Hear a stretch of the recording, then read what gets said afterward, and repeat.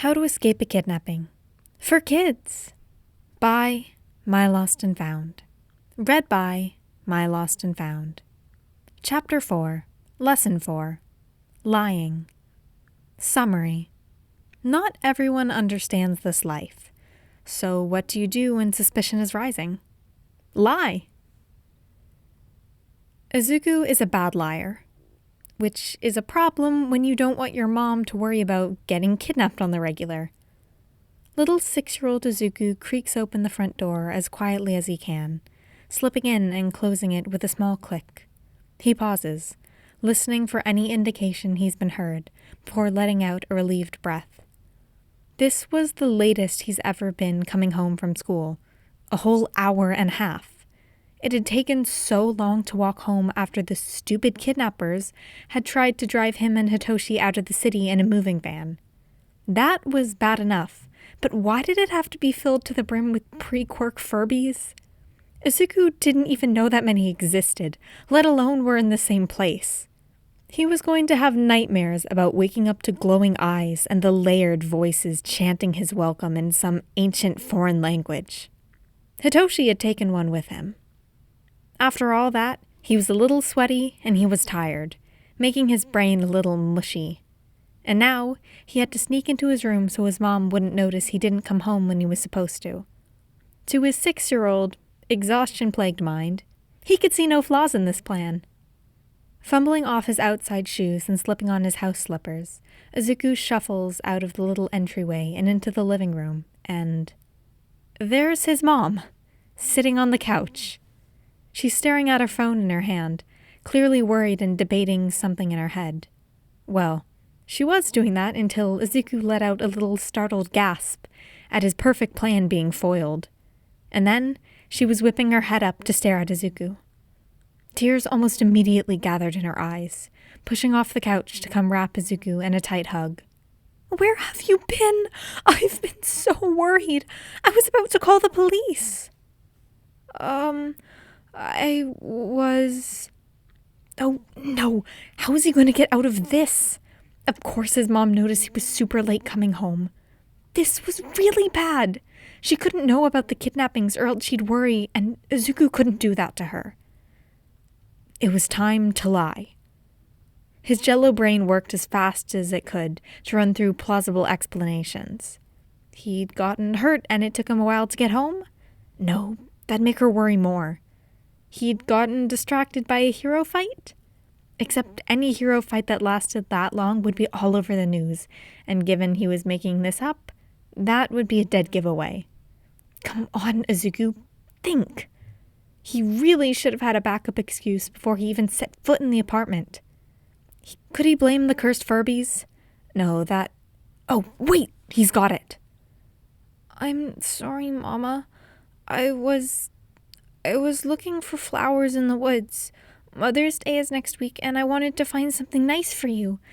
It took longer than I thought it would to find the perfect ones and make sure I could find them again next week." Mom's face softens immediately.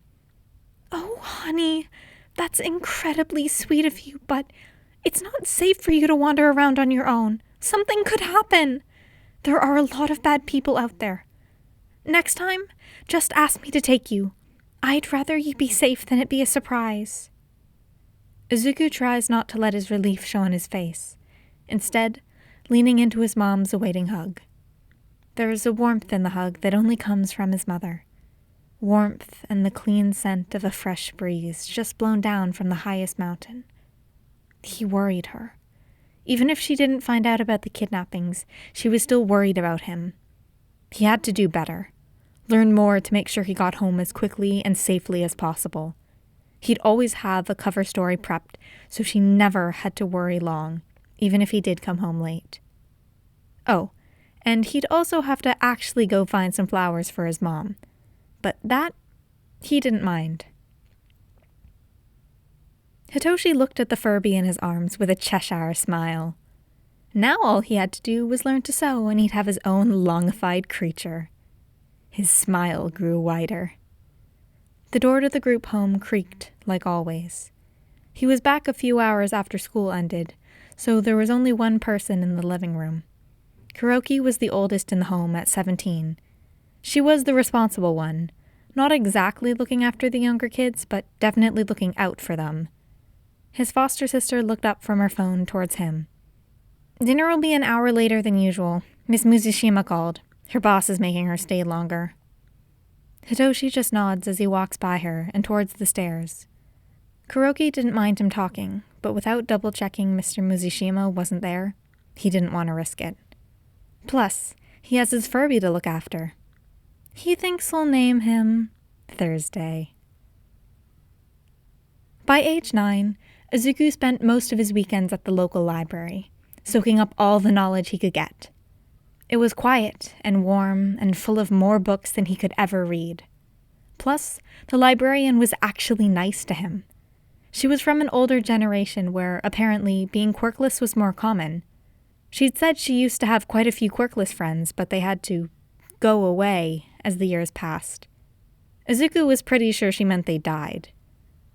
The evening was warm as he made his way back home from the library, setting sun bathing the street in its last rays. For once, he felt content, like maybe everything wasn't so bad. Even if he was quirkless, his mom still loved him, and he got to spend his weekends reading as much as he wanted. So, of course, he gets kidnapped. All it took was a hand around his shoulder and a sharp prick of a needle in his neck, and he was out cold. Now, it wasn't Izuku's first experience being drugged, not by far. In fact, he'd begun to grow a resistance to the more common types of drugs used. This, it turns out, was not one of those drugs, as by the time Izuku was tumbling out of a vent and into the street, the sky was alight with new rays of morning. "Shoot!" Izuku thought as he rushed through the streets, sneezing the last of the vent dust from his system. This was the first time he'd ever been gone an entire night. Most kids would probably be able to make up an excuse about staying at a friend's house, but his mom knew good and well he didn't have any friends. Well, she thought he and Kachan were still friends, but Kachan would never cover for him. Technically, Toshi was his friend, but his mom didn't know about him. Izuku couldn't exactly tell her about his kidnap buddy. She'd focus more on the kidnap, less on the buddy.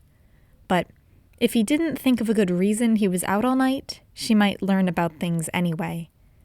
This was bad. He'd really backed himself into a corner this time.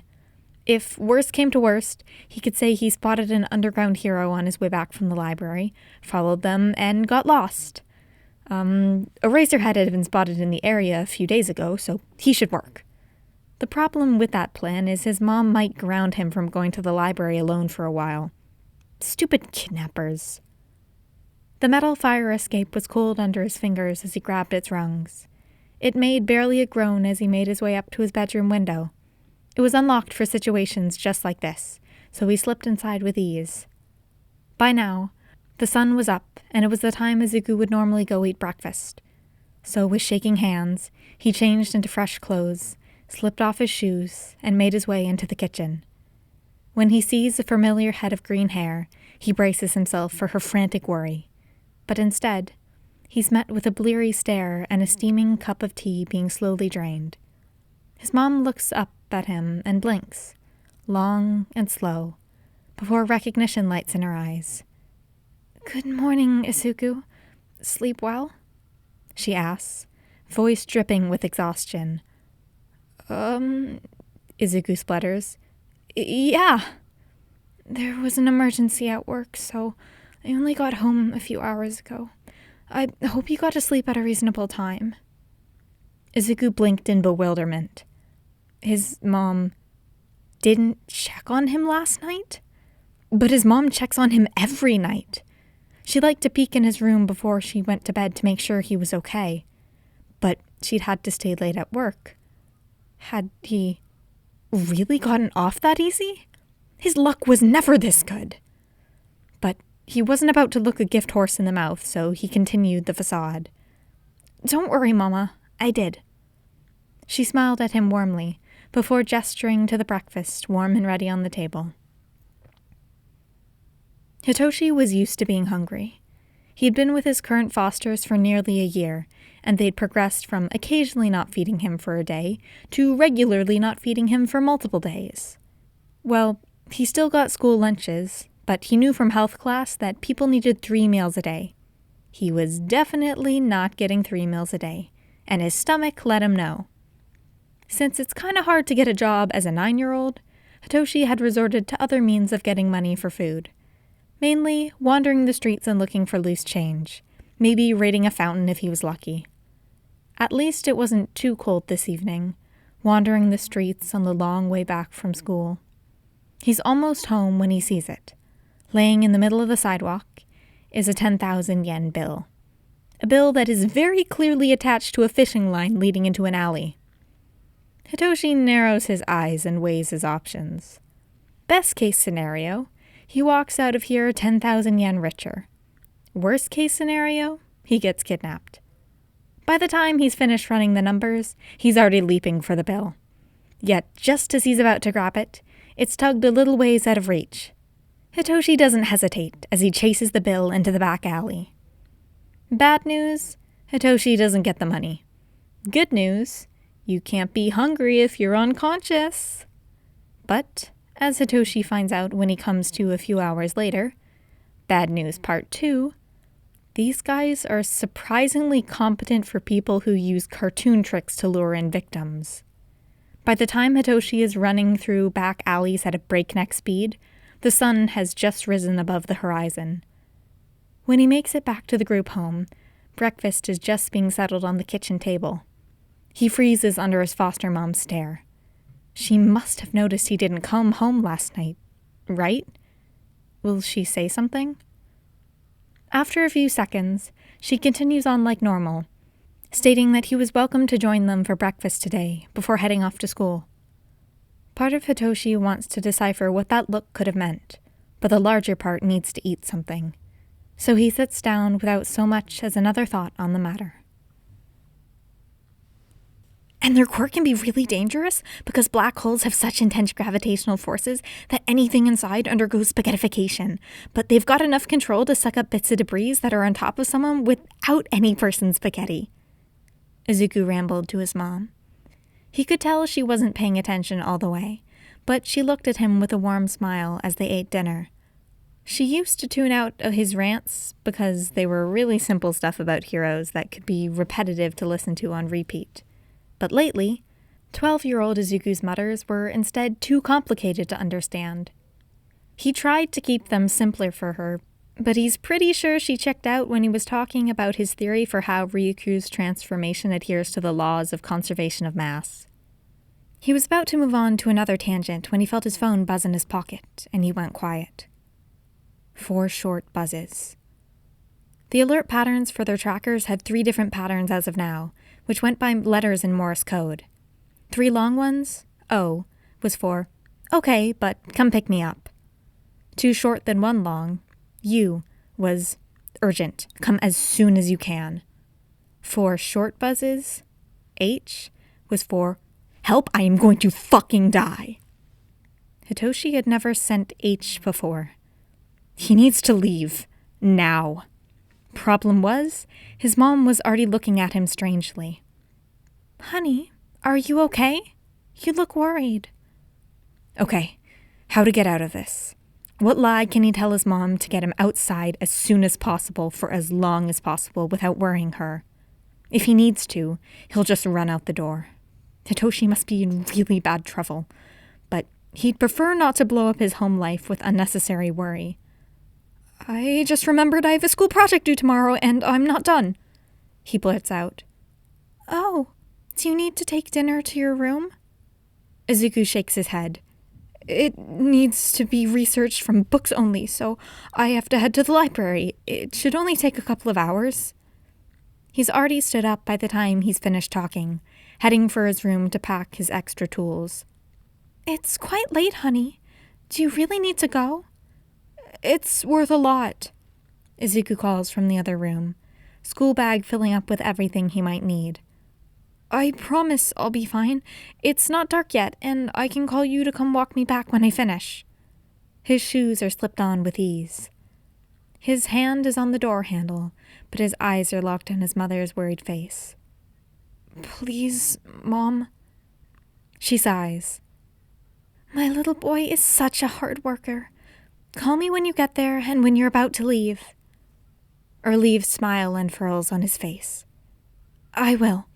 Thank you, Mom. Love you." And he slips out the door. Hitoshi scowled at the cut on his arm, hidden behind fresh bandages, courtesy of Izuku. He didn't have many good shirts, so he didn't appreciate getting blood on them. The black eye was fine. It wouldn't ruin his clothes, but the cut? His poor green shirt. Though he did get off easy, all things considered. If Izuku hadn't shown up when he did, Hitoshi might be dead. Or worse. His green friend hadn't gotten off scot-free either, gaining a not-so-nice cut to the thigh, though it was high enough to be covered with shorts, which was apparently Izuku's plan to keep it from his mother. Hitoshi briefly wondered what it would be like to hide injuries so a parent wouldn't worry. His current foster was the best he'd had in a while, letting him do whatever he wanted while providing things like toothpaste and food without a fight. But he couldn't imagine her fussing over a cut. He supposes he'll see her reaction in a few seconds, now that he was at the apartment's door. He slipped a key out of his shoe and into the lock, stepping forward into the quiet entryway. He takes off his shoes and gets into his slippers before padding into the living room. His foster mom, Miss Yasuda, was lying on the couch. She looked up from scrolling on her phone at Hitoshi's arrival. A look of surprise gradually makes its way across her face. Not concerned, but it was more than he got from most. "What happened to you?" she asks. "Got kidnapped again." He deadpans. She chuckles, good-naturedly. "Okay, don't tell me." Then she's back looking at her phone. It was a tough reality he learned a few years ago. Who needs to lie when no one believes the truth anyway? This is another chapter where it's like, this whole series is supposed to be crack, but it's like, wow, this is fucking depressing. Like when I was writing like Hitoshi's side, which is how it like ended up with that line, because that was not planned from the beginning. Again, this is supposed to be crack, but it's like, wow, who knew child abuse / neglect was so sad? Yeah. Anyway, I had a lot of fun with this idea, coming up with like lies, because Izuku, that bitch can't lie. He's too nervous. He just, like, he can lie sometimes, super important things. Like, he's kept one for all secret in like the canon up until like he actually told people, well, except with Bakugo. But everything else, he's a shitty liar.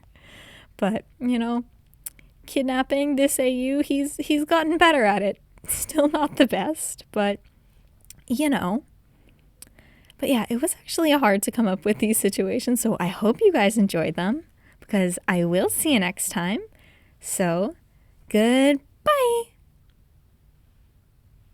Thursday Blurbin and Boy Porridge are over.